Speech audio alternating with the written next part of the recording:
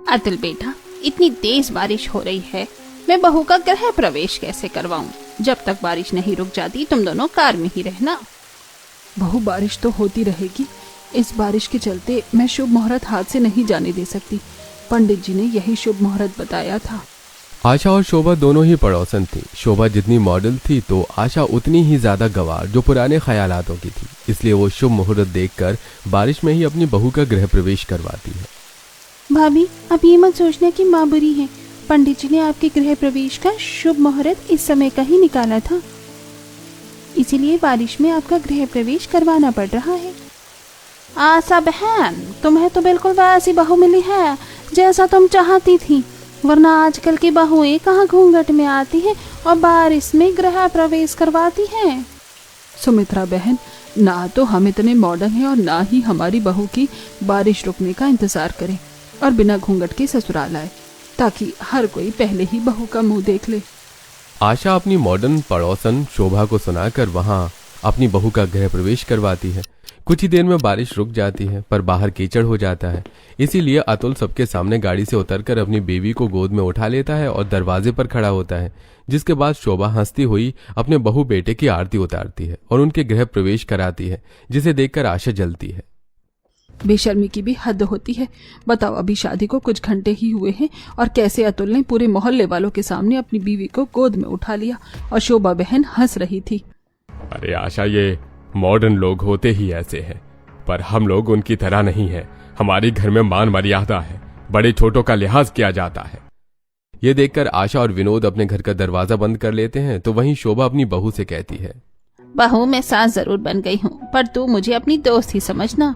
हाँ भाभी, हम आपकी चचेरी बहन की सास की तरह गवार नहीं, जो 2025 में भी 80 के दशक की सोच रखी।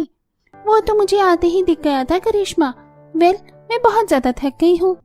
शोभा, तुम्हारी बहू थक गई है, अब उसे आराम करने दो और हम भी चलकर आराम कर लेते हैं। इस तरह निशा अपने पति अतुल के साथ अपने कमरे में जाती है, जहां दोनों हस्बैंड वाइफ कपड़े चेंज करते हैं और काफी सारी बातें करते हैं। मैं और पूजा भले ही चचेरी बहन है, पर हम दोनों में सगी बहन से भी ज्यादा प्यार है। वो बात अलग है कि हमारी माँ के बीच कभी नहीं बनी, और मैं तो बहुत खुश थी जब मुझे ये पता चला कि हम दोनों बहन का ससुराल एक ही जगह है। फिर तो बहुत अच्छी बात है। जब दिल करे अपनी बहन से मिल लेना, पर जरा संभल कर, क्योंकि आशा आंटी तो बड़े ही पुराने ख्यालात की हैं। मैं लिख कर दे सकता हूँ, इस वक्त भी वो अपनी बहू को कुछ समझा ही रही होंगी। निशा ससुराल में आते ही सबसे अच्छे से घुल मिल जाती है, तो वहीं आशा अपनी बहू से कहती है, पूजा बहू, कल तुम्हारी पहली रसोई है। मैंने कुछ मेहमानों को भी घर में बुलाया है, तो तुम्हें 10 से 15 लोगों के लिए खाना बनाना है।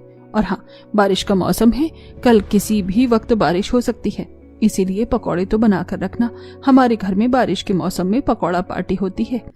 आप चिंता मत कीजिए माँ जी, मैं सब संभाल लूंगी। हमारे घर में भी जब भी बारिश होती थी तो मैं वहां पर भी चाय पकौड़े बनाती थी। कितनी समझदार बहू मिली है मुझे, अब बहू तो आराम कर ले। आशा पूजा को सब कुछ अच्छे से समझाकर सोने के लिए चली जाती है। और अगली सुबह जब पूजा अपनी पहली रसोई करने के लिए रसोई घर में जाती है, तो वो देखती है कि उसकी रसोई पुराने जमाने की है। उसके घर में आज भी मिट्टी का चूल्हा है, मिट्टी के बर्तन है और सब कुछ गाँव की तरह बना हुआ है। तो भाभी, कैसी लगी आपको अपनी रसोई? रसोई को देखकर शहर में भी गांव वाली फीलिंग आ गई ना? अब मैं क्या ही बोलूं काजल, सब कुछ बहुत अच्छा है। अच्छा तो होगा ही, इतने दिनों से माँ ने जो रसोई को संभाला है, उधर मिट्टी और पानी रखा है। आप पहले मिट्टी के चूल्हे को मिट्टी से लीप लेना, उसके बाद ही खाना बनाना। काजल रसोई दिखाकर वहां से चली जाती है, जिसके बाद पूजा सबसे पहले गीली मिट्टी से चूल्हा और पूरी रसोई की लिपाई करती है। और फिर वो सूखी कुछ लकड़ियां तोड़कर उन्हें चूल्हे में रखती है और खाना बनाने की तैयारी करती है, जिसमें वो काफी सारी सब्जी काटती है, बेसन का घोल बनाती है, मिट्टी के चूल्हे पर चावल और दाल बनने के लिए रख देती है। भगवान, क्या लिखा है मेरी किस्मत में। मेरे घर वाले भी इतने पुराने ख्यालात के थे और मेरे ससुराल वाले भी बिल्कुल गवार हैं। मेरी बहन निशा की किस्मत अच्छी है, पता नहीं वो अपनी रसोई में क्या कर रही होगी। भाभी, हम न सिर्फ दिखने में मॉडर्न है, बल्कि हम पूरी तरह से मॉडर्न हैं। इसलिए माँ ने मॉड्यूलर किचन भी बनवा रखी है और यहाँ पर induction, mixer, fridge, oven, hand blender, रोटी मेकर सब कुछ है। और आप जिस कपड़े में कंफर्ट फील करो ना, वो पहनना। तो अब आप अपनी पहली रसोई में क्या बनाकर हमें खिलाने वाली हो? सच में मुझे अपनी पहली रसोई में अपने हिसाब से खाना बनाना है। बाहर बारिश हो रही है, तो क्यों ना आज मैं पिज्जा बनाऊं। ये तो सही फैसला लिया बहू तुमने। 56 भोग से अच्छा है कि तुम 10 तरह के पिज्जा ही बना दो। वैसे भी घर में 7-8 तरह के मेहमान हैं, उनको तुम्हारे हाथ का ही खाना खाकर जाना है। फटाफट बनाओ और इनको खिलाकर निपटाओ। शोभा बहन, ऐसे नहीं निपटने वाले हम। बहू जब पिज्जा ही बना रही हो तो हम सबकी पसंद का बनाओ, जैसे Margaret pizza, onion pizza, capsicum, sweet corn और एक्स्ट्रा चीज पिज्जा। घर आए मेहमानों की फरमाइश पर पूजा रसोई में शिमला मिर्च, प्याज, टमाटर काटती है और 7 से 8 तरह का पिज्जा का बेस तैयार करती है। उन पर पिज्जा सॉस लगाती है।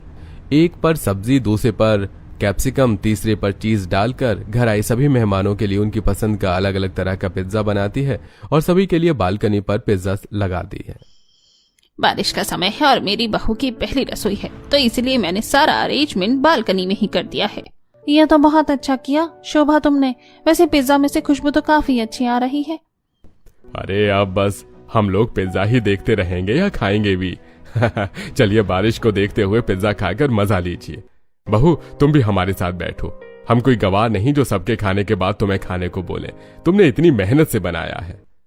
इस तरह घर आए सभी मेहमान और पूरा परिवार एक साथ बैठकर बारिश के मजे लेते हुए पिज्जा खाते हैं और कुछ मेहमान निशा के पिज्जा में कमी निकालते हैं। बहू, पिज्जा तो तुमने बहुत अच्छा बनाया है, पर इसमें कुछ कमी है। शायद नमक कम है या सही से पका ही नहीं। मेरे पिज्जा में तो बहुत ज्यादा सॉस लगा दी है। जो भी बोलो, पिज्जा खाने का मजा तो दुकान में ही आता है। अरे बहन, अगर तुम्हारी दुकान का पिज्जा इतना पसंद था तुम्हें, तो दुकान में ही जाकर पिज्जा खाती ना। क्यों मेरी बहू से इतनी मेहनत करवाई? जब घर आए मेहमान निशा के खाने में कमी निकालते हैं तो शोभा उन सभी को करारा जवाब देती है, जिसे सुनकर सभी चुपचाप पिज्जा खाती हैं। तो वहीं अकेली पूजा खाना बनाकर बाहर आती है और घूंघट में सभी को खाना सर्व करती है। अरे बाहर तो बहुत अच्छी बारिश हो रही है। काजल, दरवाजा खोल दे। डाइनिंग टेबल से ही बारिश के मजे लेते हुए खाते हैं। जो भी कहो, बारिश में गर्मा गर्म पकौड़े खाने का मजा ही कुछ और है। आज तो फिर से पकौड़े पार्टी हो गई घर में। अरे बहू, पकौड़े तो तुमने बहुत अच्छे बनाए हैं। आखिर इतनी गर्मी में घूंघट करके मिट्टी के चूल्हे पर तुमने कैसे किया ये सब? क्या सुमित्रा, इतने भी स्वादिष्ट पकौड़े नहीं बनाए हैं बहू ने। अब तो इतनी फैसिलिटीज हो गई और बारिश के टाइम पर कहाँ इतनी गर्मी लगती है। हम लोग तो बैसाख और जेठ के महीने में आंगन में धूप में बैठकर घूंघट करके सभी के लिए खाना बनाते थे। आशा अपनी बहू की तारीफ भी सुन नहीं पाती और बीच में ही बोल पड़ती है। ये सब देखकर अमित को काफी बुरा लगता है और इसी तरह कुछ दिन बीत जाते हैं और एक दिन बालकनी पर खड़ी होकर शोभा पिज्जा खा रही होती है तो वहीं निशा एक्सरसाइज कर रही होती है और पौधों को पानी देने के लिए घूंघट किए जब पूजा बालकनी पर आती है तो निशा अपनी बहन को देखकर आवाज लगाती है। पूजा, मेरी बहन कैसी है? जब से शादी हुई है हम दोनों बहन एक दूसरे से मिल ही नहीं पाए। अगर तू फ्री है तो मेरे घर आओ। बालकनी पर निशा को देखकर पूजा और लंबा घूंघट कर लेती है और अंदर चली जाती है और तभी बालकनी पर आशा आती है। कोई जरूरत नहीं है मेरी बहू से मिलने की। अब तुम दोनों बहन की शादी हो गई है, अपने अपने ससुराल में रहो। आशा, हम दोनों की बहू दूर ही सही पर बहन है। इतना भी गवारपन सही नहीं। हाँ हूँ मैं गवार। तुमसे मतलब क्या करोगी तुम? मुझे नहीं बनाना अपनी बहू को तुम जैसी मॉडर्न। अगर तुम जैसी मॉडर्न बन गई ना तो मेरा घर बिखर जाएगा। और जैसे आज तुम्हारी बहू ऐसे कपड़े पहनकर बालकनी पर एक्सरसाइज कर रही है ना, वैसे ही मेरी बहू भी करेगी और मोहल्ले के लड़के उसे ताड़ेंगे। इस तरह आशा और शोभा के बीच में बहस हो जाती है और ये देख पड़ोसी मजे लेते हैं। हमारे मोहल्ले में तो सही एंटरटेन करने वाले लोग हैं। एक इतनी गवार है कि गांव के लोगों को भी फेल करती और एक इतनी मॉडर्न है कि इसके सामने एक्ट्रेस फेल है। सास और बहू के जरा कपड़े तो देखो। अरे बहन, हमें क्या, इन दोनों की बहस देखकर हमारा तो सही टाइम पास हो जाता है। उन दोनों की लड़ाई देखकर मोहल्ले की बाकी औरतें आपस में बात करते हुए हंस रही होती हैं। तो वहीं शोभा भी मुंह बनाकर अपनी बहू के साथ अंदर जाती है और आशा अपनी बहू को डांटते हुए कहती है, बहू, तेरे घर वाले ने सिखाया नहीं क्या कि नई नवेली बहू छज्जे पर, छत पर और घर से बाहर नहीं निकलती? फिर क्या जरूरत थी तुझे पौधों को पानी देने की? मैंने तुझे मना किया था ना। और हाँ, आज तेरी दादी सास आ रही हैं। 2 महीने वो हमारे साथ ही रहेंगी। अगर उन्होंने देख लिया होता तो पूरा घर सर पर उठा लेती। मौसम भी बिगड़ता जा रहा है। सासू माँ को पकौड़े बहुत पसंद है। अब एक काम कर, रसोई में जाकर पकौड़े बना ले। आशा की डांट सुनकर पूजा आंखों में आंसू लिए रसोई में जाती है और एक बार फिर गोभी, बैंगन, आलू, मिर्ची, प्याज काट कर उनके पकौड़े बनाना शुरू कर देती है। कुछ ही देर में पूजा की दादी सास उमा भीगती हुई घर आती है और उनके आते ही पूजा उन्हें चाय पकौड़े देती है। ये है तेरी बहू। मेरे अमित की बहू बड़ी गुणी है। सीख बहू कुछ अपनी बहू से।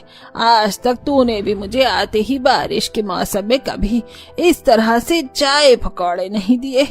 दादी, आखिर बेबी किसकी है? पूजा बहुत संस्कारी है और मासूम है। अमित की बातें सुनकर और पूजा का अच्छा बर्ताव देखकर उमा पूजा से खुश हो जाती है। तो वहीं तेज बारिश होने की वजह से करिश्मा अपनी भाभी से कहती है, भाभी मैं जानती हूँ कि आप अपनी बहन से नहीं मिल पाई, पर आप पिज्जा बनाओ, बारिश रुकते ही मैं कोई तरकीब लगाऊंगी और आपकी बहन से आपको मिलवाऊंगी। वैसे बारिश में पिज्जा तो मुझे भी बहुत पसंद है, पर तुम्हें मेरी मदद करनी होगी। चलो। एक बार फिर निशा कपड़े चेंज करती है और करिश्मा के साथ रसोई में जाकर अपने लिए एक्स्ट्रा पनीर चीज पिज्जा बनाती है। तो वहीं पूजा के घर वालों के लिए उनकी पसंद का पकौड़ा।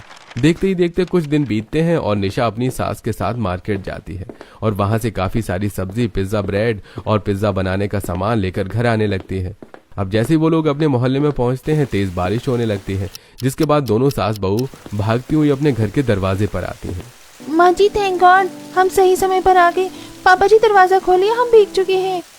बहू, मुझे तो कभी कभी यकीन ही नहीं होता कि ये लड़की तेरी बहन है। इसके कपड़े तो देख, अच्छा है कि तू इसकी तरह नहीं है, वरना मैं तुझे एक दिन अपने घर में नहीं रहने देती। बेशरम, बेहया कहीं की।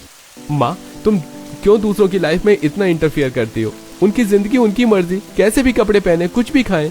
अरे बेटा, तेरी माँ आजकल के जमाने में उसको क्या कहते हैं, CCTV कैमरा, वो है। तेरी माँ की तो शुरू से आदत है दूसरों से जलने की। तेरी माँ तो मुझसे ज्यादा गवार है, बिल्कुल अनपढ़ अंगूठा छाप कहीं की। दिखा देती है कि मैं गवार हूँ, गाय भैंस चराने वाली। अपनी सास की बातें सुनकर आशा का मुंह बन जाता है और आशा पूजा से कहती है, बहू, तू यहाँ खड़े खड़े क्या देख रही है?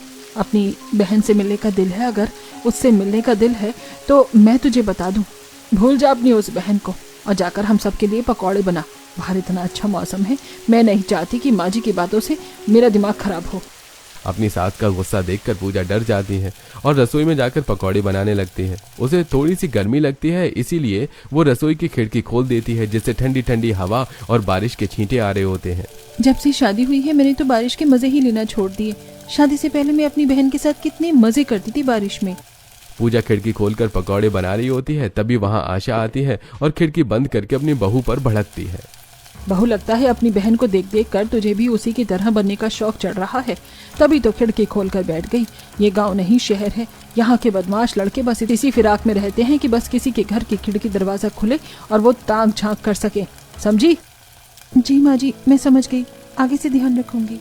एक बार फिर डरी सहमी पूजा अपनी सास से डर जाती है और पकौड़े बनाकर डाइनिंग एरिया में सभी को सर्व करती है और पूरा परिवार मजे से पकौड़े खाता है। अब ऐसे ही समय गुजरता है और जब भी बारिश होती, आशा अपनी बहू से इसी तरह पकौड़े बनाने को कहती। ऐसे ही एक दिन, माँ जी, आज काजल को बोल दीजिए मेरी तबीयत कुछ ठीक नहीं है, मैं इतने पकौड़े नहीं बना पाऊंगी। बहू, तुम्हारी सास अपने समय में 104 डिग्री बुखार में भी सबके लिए गर्मा गर्म पकौड़े बनाती थी, वो भी 10 तरह के, और तुमसे 4-5 तरह के पकौड़े नहीं बन रहे। पापा, पकौड़े ही तो हैं, मैं बाहर से ले आता हूँ। कोई जरूरत नहीं है, पकौड़े बनेंगे तो घर में ही बनेंगे। आशा और विनोद के सामने पूजा हार मान जाती है और रसोई में पकौड़े बनाने जाती है। तो वहीं आज निशा की भी तबीयत कुछ ठीक नहीं होती। बाहर बारिश हो रही है, आप सबका पिज्जा खाने का दिल होगा, मैं अभी बना देती हूँ। कोई बात नहीं है, सुबह से तुम्हारा सिर दर्द हो रहा है, एक दिन हम बाहर से पिज्जा ऑर्डर कर लेंगे। मेरा बेटा बिल्कुल सही कह रहा है, टेक्नोलॉजी का जमाना है, तुम आराम करो बहू। जहां मामूली सिर दर्द होने पर भी शोभा अपनी बहू को पिज्जा नहीं बनाने देती और बाहर से पिज्जा ऑर्डर करती है, तो वहीं तेज बुखार में भी पूजा सबके लिए 5 से 6 तरह के पकौड़े बनाकर लाती है। ऐसे कुछ दिन बीत जाते हैं और एक दिन आशा अपने बेटे के साथ सब्जी लेने के लिए बाजार जाती है, जहां उसकी नजर काजल पर पड़ती है, जो कुछ लड़के और लड़कियों के साथ रोड पर खड़ी होकर हंसकर बातें कर रही थी। काजल ने उन लड़के और लड़कियों की तरह शॉर्ट ड्रेस पहनी हुई थी। काजल को शॉर्ट कपड़ों में देखकर आशा के होश उड़ जाते हैं। ये मेरी बेटी काजल है, इसने ऐसे कपड़े पहनना कब से शुरू कर दिया और ये इन आवारा लड़कों से बातें कर रही है। हो ना हो ये सब कुछ उस करिश्मा ने सिखाया होगा मेरी बेटी को। अमित, तू अपनी बहन का पीछा कर, आज मैं भी तो देखूं ये कहाँ जाती है कॉलेज के बहाने। अब आशा अमित के साथ अपनी बेटी का पीछा करती है और देखती है कि काजल क्लब में गई है। ये देखकर आशा को बहुत गुस्सा आता है और वो घर जाती है। कुछ देर बाद जब काजल घर आती है तो आशा दरवाजा खोलते ही अपनी बेटी को थप्पड़ मारती है और धक्के मारकर घर से बाहर करती है। माँ, आप सबके सामने मुझे मार क्यों रही हो? आखिर ऐसी क्या गलती हो गई मुझसे? तुझे क्या लगा तू मेरी नाक के नीचे गुल खिलाएगी और मुझे पता ही नहीं चलेगा? उस करिश्मा से सीखा है ना तूने लड़कों के साथ घूमना फिरना, छोटे कपड़े पहनना, कॉलेज का बहाना करके लड़कों के साथ डिस्को और क्लब जाती है। मैंने अपनी आंखों से देखा है सब कुछ। मैं यहाँ अपनी बहू का पल्लू तक सरकने नहीं देती और मेरी बेटी छोटे कपड़े पहनकर घूमे, मैं बर्दाश्त नहीं करूंगी। आशा सबके सामने अपनी बेटी पर चिल्लाने लगती है तो वहीं शोभा का पूरा परिवार और पूरा मोहल्ला बाहर जमा हो जाता है। माफ करना आंटी, आप मेरी बहन की सास हैं, पर सच में आप बहुत गंवार हैं और मुझे नहीं लगता कि आप कभी मॉडर्न बन पाओगे। आपने मेरी बहन को तो 4 दीवार में घूंघट के पीछे बंद कर रखा है और आपकी इन गंवार हरकतों की वजह से आपकी बेटी ने उड़ान भरने का फैसला लिया। आपकी वजह से आपकी बेटी आपसे झूठ बोलकर शॉर्ट ड्रेस पहनती है, लड़कों के साथ घूमती है और आप इन सबके जिम्मेदार मेरी ननद को ठहरा रही हैं, जबकि इन सब की दोषी आप खुद हैं। ए लड़की, अपनी जुबान को लगाम दे, ये हमारे घर का मामला है। शोभा, अपनी बहू को थोड़ी तमीज सिखाओ। बस कीजिए आप लोग, बिल्कुल सही कह रही है मेरी बहन। आप लोगों के इस गवारपन से मेरा दम घुटता है। आप लोगों से अच्छी तो दादी जी है और मैं काजल के साथ हूँ। काजल, तुमने कुछ गलत नहीं किया। और मैं भी अपनी बहन के साथ हूँ। अगर आप लोग मेरी बहन को इस घर में नहीं रख सकते सिर्फ इसलिए क्योंकि उसके लड़के दोस्त हैं और वो छोटे कपड़े पहनती है और बाहर घूमने जाती है, तो मत रखिए। मैं भी अपनी बीवी बहन के साथ घर छोड़कर जा रहा हूँ और वहां मेरी बहन बीवी जैसे जीना चाहेंगी वैसे जिएंगी। ये सब देखकर अब पड़ोसी भी बातें बनाने लगते हैं। बुरा मत मानना आशा, पर आपकी बहू निशा या अमित सब बिल्कुल सही कह रहे हैं। समय के साथ हर कोई बदलता है। हमारी सोच भी तुम्हारी तरह थी, पर यहाँ आकर हमने अपनी सोच बदली। अपने बच्चों को कभी छूट नहीं दी ताकि वो कोई गलत कदम ना उठाए। हम अपने बच्चों के साथ उनके दोस्त बनकर रहते हैं ताकि वो हमसे सारी बात शेयर करें। तुम तीनों को घर छोड़कर जाने की कोई जरूरत नहीं है। तुम इसी घर में रहोगे। काजल, तुझे जैसे जीना है जी, रह बेटा, जब तक तेरी दादी जिंदा है। तेरी माँ तेरा कुछ नहीं बिगाड़ सकती। इतना बोलकर उमा सभी को अंदर ले जाती है और निशा अपने परिवार के साथ अपने घर में चली जाती है। तो वहीं सारी रात आशा और विनोद गहरी सोच में डूबे रहते हैं। उन्हें शोभा निशा की कई बात याद आती तो कभी आसपास के लोगों की, कई बार अपनी बेटी की छोटे कपड़े देख सोचती हैं। अगली सुबह जब बारिश हो रही होती है तो बिना बोले पूजा रसोई में जाती है और मिट्टी का चूल्हा जलाने लगती है और आशा पूजा के दहेज में मिला चूल्हा हाथों में लेकर रसोई में आती है। बहू, अब से ये मिट्टी का चूल्हा नहीं जलेगा। तू जो दहेज में चूल्हा गैस लेकर आई थी उसका इस्तेमाल नहीं करना है क्या? अब से तू इसी पर खाना बनाना। और हाँ, अब से तुझे सर पर पल्लू लेने की जरूरत नहीं है। वहीं आशा की बात सुनकर पूजा हैरान हो जाती है। तभी आशा अपनी बेटी के कमरे में जाती है और उसकी अलमारी से कुछ शॉर्ट ड्रेस निकालकर उसे देती है। बाहर बहुत तेज बारिश हो रही है। तू सलवार सूट पहनकर जाएगी तो कपड़े ज्यादा गंदे होंगे। तू वेस्टर्न ड्रेस पहन ले और बारिश रुके तो अपने दोस्तों के साथ चली जाना कॉलेज। हमारे पास गाड़ी नहीं है। कुछ देर में पूरा परिवार खाने की टेबल पर आता है, जहां पूजा सबके लिए पकौड़े लेकर आती है और डाइनिंग टेबल पर रखती है। तभी आशा डाइनिंग टेबल पर रखे पकौड़े में थोड़े से पकौड़े अलग बर्तन में निकालती है और पूजा से कहती है, जब से तेरी शादी हुई है तो अपनी बहन से तू नहीं मिल पाई। मेरे साथ चल, पकौड़े लेकर। बाहर बारिश हो रही है। इस बारिश में तू अपनी बहन के घर बैठकर पकौड़े और पिज्जा खाकर बारिश के मजे लेना। अब आशा अपनी बहू के साथ कुछ पकौड़े लेकर शोभा के घर आती है, जहां शोभा के परिवार वाले पूजा और उसकी सास को देखकर हैरान हो जाते हैं। अब निशा अपनी बहन के हाथ से पकौड़े लेकर उसे अपने हाथ से पिज्जा खिलाती है। पूजा बहू, तुम बिना घूंघट के अपनी सास के साथ? हाँ शोभा, मुझे समझ आ गया है कि मैं गलत हूँ, इसलिए अब मैं खुद को बदलना चाहती हूँ। इस तरह आशा को अपनी गलती का एहसास हो जाता है और वो अपनी बहू बेटी पर से सारी बंदिशें हटा देती है और मॉडर्न बनने की तरफ पहला कदम बढ़ाती है।